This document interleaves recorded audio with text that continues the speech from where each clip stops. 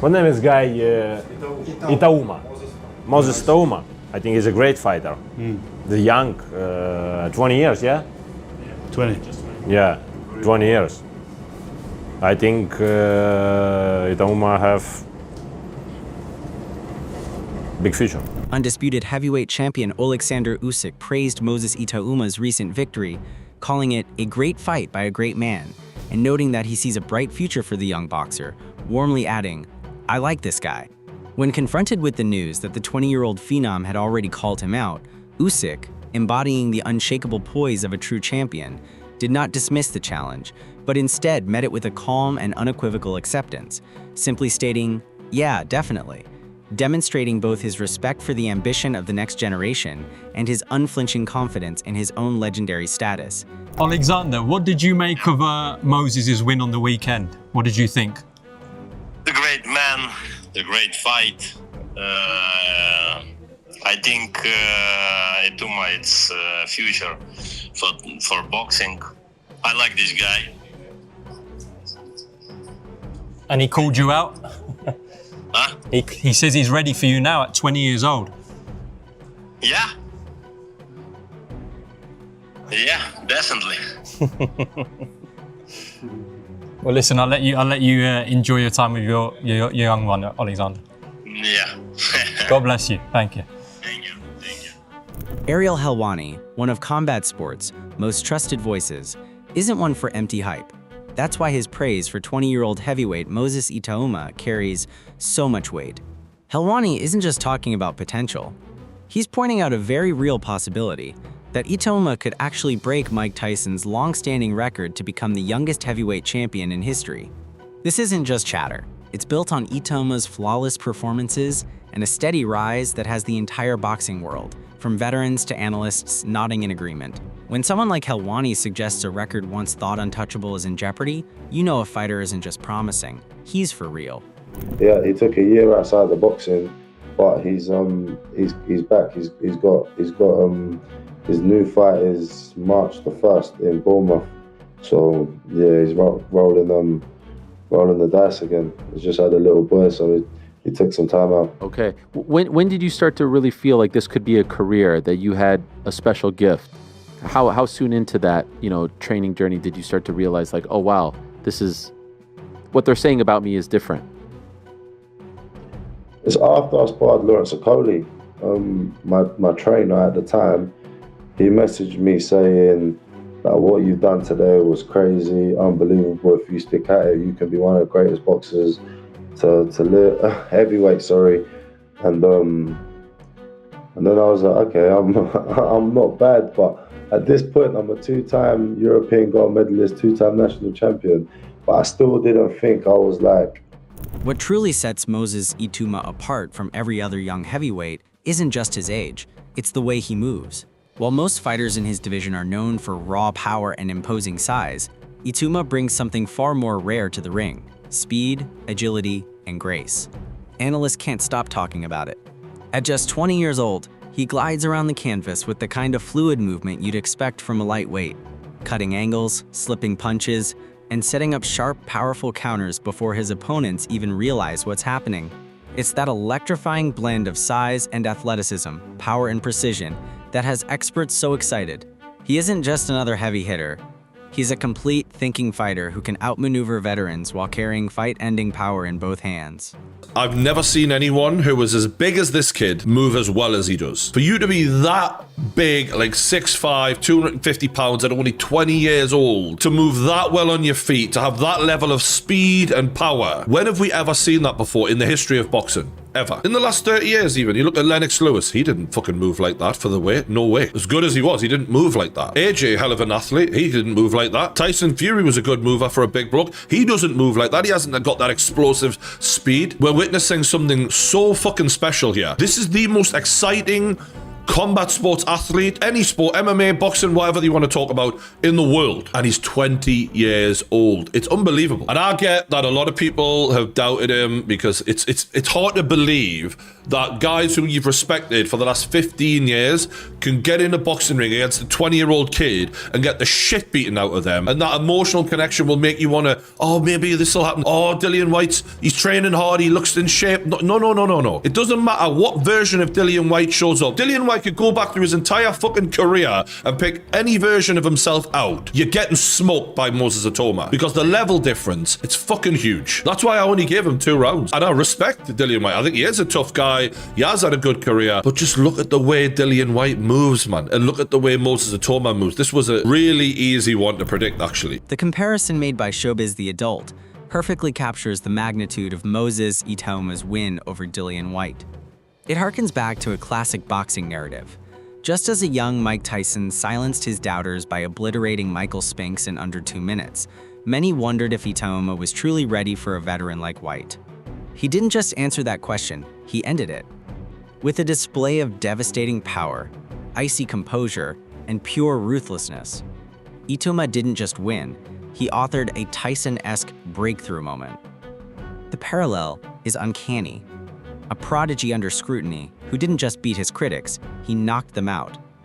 This wasn't just another notch on the record. It was a seismic statement that completely reshaped his career and demanded the world's respect. But if you listen, this is the thing.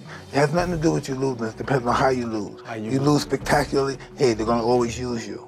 Depends on how you lose.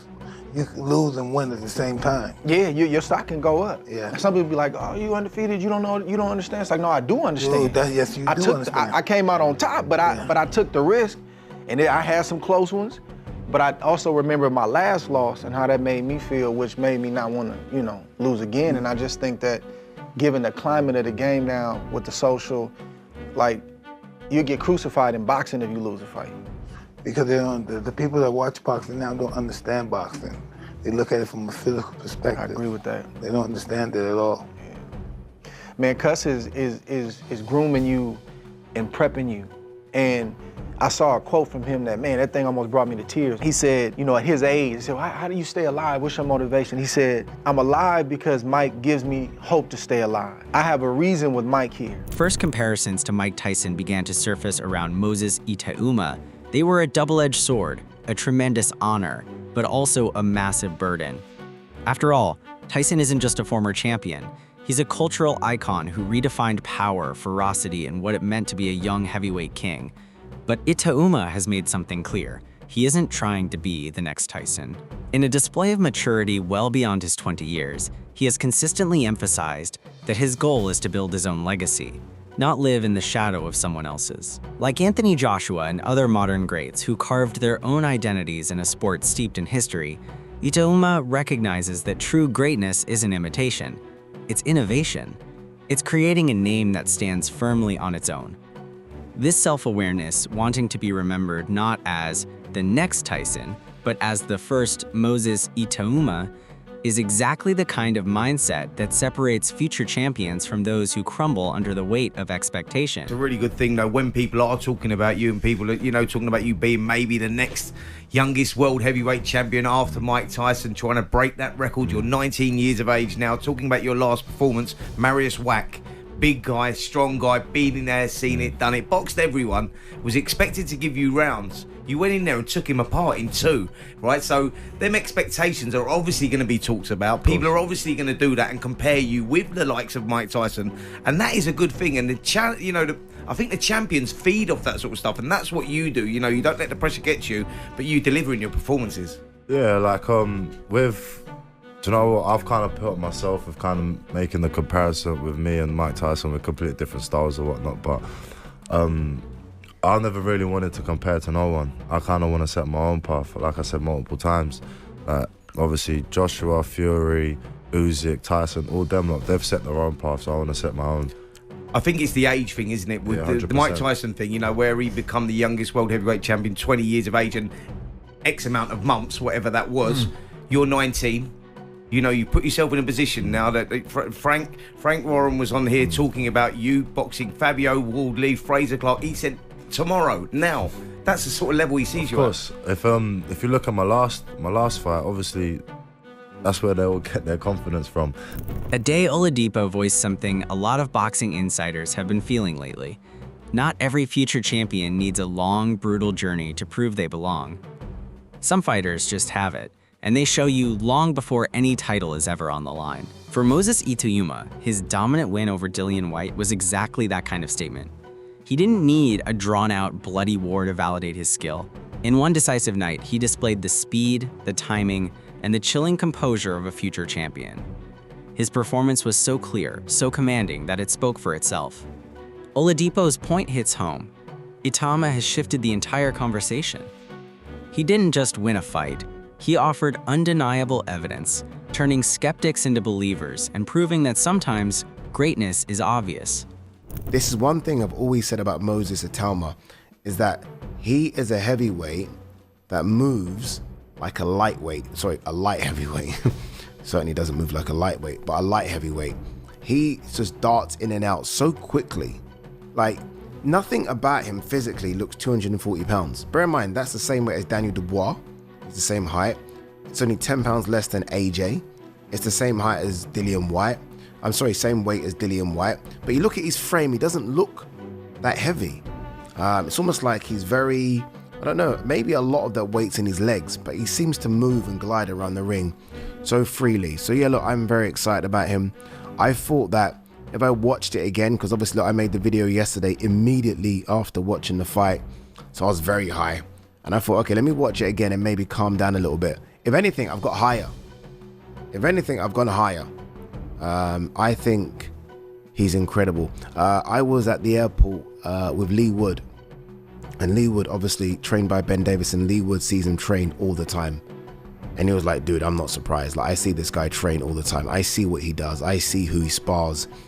And sometimes you got to listen to those people. Again, we're not privy to any of that. All we see is a couple of rounds or 2 minutes on fight night. We don't see anything else, where people like Lee see it week in, week out. So look, I think he's incredible. Let's not waste no time. I've already wasted 5 minutes or so. Let's talk about potential opponents. And this doesn't include, again, the top 3 guys. So this doesn't include Alexander Usyk. Despite the sheer dominance of his victory, a handful of critics have tried to downplay Moses Itauma's achievement by suggesting Dillian Whyte wasn't fully healthy. But that narrative hasn't gained much traction. As many analysts have pointed out, Whyte appeared focused, composed, and physically solid all the way through his ring walk. To blame an injury doesn't just disrespect Itauma, it overlooks the precision, power, and sheer fearlessness he put on display that night. This kind of pushback is almost a rite of passage in boxing. Whenever a new star rises this fast, this forcefully, there's always a scramble to find an excuse, anything to soften the shock of their arrival. But in this case, the tape doesn't lie. Itauma's combination of strength, timing, and killer instinct was simply too convincing. While the injury whispers reveal how hard it can be for some to accept a new reality, Itauma's performance left very little room for doubt. He didn't just beat a top name. He announced himself as the real deal. There's always and often rumors after a fight when a fighter gets blown out there early that there's some kind of injury. But what really intrigued me building up to this fight, and on the live stream, people who were seeing me, I was kind of confused by it, was why this has become a 10-rounder suddenly. I thought this was a 12-round fight. It was for various international belts and all that kind of stuff. I didn't see any reason why this wouldn't be a 12-rounder, especially when it's a pay-per-view main event. And I assumed that the reduction to 10 rounds indicated that there may have been an injury to Itauma with him being the A side, but then seeing the fact that Dillian Whyte walked second to the ring tells me he maybe had a bit more negotiating power in this than I first thought, which then leads me to believe that potentially this rumor of him having an injury is actually true, and he wanted to reduce it to 10 rounds because of some sort of pre-fight issue. Now look, again, we don't really know if there was an issue with Whyte, but he did look a bit sort of tender and he walked to the ring somewhat gingerly. I didn't read anything into that because I wasn't sure if he was just relaxed. But look, some people are saying he was injured. Sonny Edwards has posted that on Instagram. Sonny Edwards is obviously someone more in the know than I will ever be in terms of having his finger on the button, hearing rumors and all that kind of stuff. So I'm inclined to believe there may be some truth to it, but at the same time, once again, I want to reiterate, I always predicted Itauma to win this fight. I just didn't think he'd do it as quickly as he did. This might explain why Dillian Whyte couldn't even last a few rounds, but at the same time, when I watched back those tactical details that I just showed you, That's stuff Dillian Whyte's always done. That's nothing to do with a leg injury. And I fully believe that Itauma's work in there was smart. It was an executed game plan. And would a Dillian Whyte with a leg injury have behaved any differently? Or sorry, with or without a leg injury behaved any differently? I don't think so. I think that the issue with Whyte is, and the reason he couldn't take him rounds, and I texted Jamie, me and Jamie were texting afterwards from Boxing Live, and I said to him, the problem with Whyte is his weaknesses are too well documented. That's why he was not able to go as long as a Balogun, in my opinion. Everybody knows what Dillian Whyte's issues are. I suppose that I just felt he could get in there and survive a bit longer, fight very, very reserved and cautious, and take him rounds and then try and get him to make mistakes. But he couldn't even do that. And I think the biggest thing I've learned from this is that Itauma can execute under pressure. When Dillian Whyte's own former trainer, Mark Tibbs, admits he was left speechless by a knockout, you know you've witnessed something special. That kind of reaction from a man with Tibbs' experience says more than any highlight reel ever could. It perfectly captured the shockwave that went through the boxing world as Moses Itauma dismantled a proven heavyweight like Whyte in the very first round. This wasn't the tough back-and-forth battle many had predicted. Whyte was meant to be the ultimate test, a final exam for the young prospect. Instead, Itauma turned it into a brutal display of his raw power and frightening instinct. For a respected figure like Tibbs to openly express his astonishment is one of the most genuine forms of validation in this sport. It wasn't just a win, it was a rival, and it cemented Itauma's status as must-see talent. Yeah, like you just said it yourself, Jonathan. It was speechless, really, mate. It was what we all expected, really. Was hoping we could get 4 or 5 rounds out to see where Moses was at, but he's that good. He's that good. I thought Dillian shaped up well. I thought he was in fantastic nick. But when you're at your twilight years and you're working on your weight, etc., it's taxing. It's taxing on yourself. And I'm pretty sure he had to make some pains. I'm not judging him, but you know, he's trained in a hell of a lot of training camps, and he's very, very diligent in his training. But it just, you know, it's like grandfather time for him, if you get me. So it was a difficult task, and we all knew that anyway. But it shows that Moses is been emotionally tested, and obviously not. He's still got to be built physically. You know, still got to be built physically against someone that's going to give him rounds. So there's the problem. He's that good. He's a phenomenal mover for a heavyweight. Phenomenal. Carries his power with his movement for a heavyweight. And the shot selection he threw yesterday was, you know, what you'd expect from someone of a high intelligent fighter like him. So yeah, credit to Moses, done a fantastic job, and I wasn't surprised. Was it tough for you to watch a bit? I mean, you've worked with Dillian for years. You know, you've had really good wins with him and good fights with him. Was it tough to see that version last night? Well, you know what? I know Dillian's mindset and what a dog he is, and with respect, you know, when I use that term dog, he's a real G. He's a real dog. While many were quick to crown Moses Itauma after his explosive win, promoter Sam Jones offered a necessary dose of reality. He pointed out that because the fight ended so abruptly, we still didn't get the answers to the critical questions that define a true heavyweight contender. How does Itauma handle adversity? What is his chin like under fire? How does his stamina hold up in the later rounds? In that sense, the spectacular knockout of Dillian Whyte, while impressive, actually left some of the biggest questions unanswered. This perspective is crucial. It cuts through the hype and reminds us that greatness is built over time, not in a single round. The real tests are still to come. But one thing is undeniable. By delivering such a stunning statement, Itauma has firmly positioned himself as the most exciting must-watch talent in the division's new generation. That's it for today's video. Stay tuned. Until next. I think the fight last night, though, it's like he didn't take away. It doesn't really ask the questions. We don't know anything new about Moses. We know he's special. We know he's fast. We know he can punch. We know he's just he looks the real deal, doesn't he? But he didn't answer any questions. It was pretty much one of the easiest fights of his career, if not the easiest fight of his career last night. Were you disappointed in Dillian's performance at all? No, because look, he's 37, 38.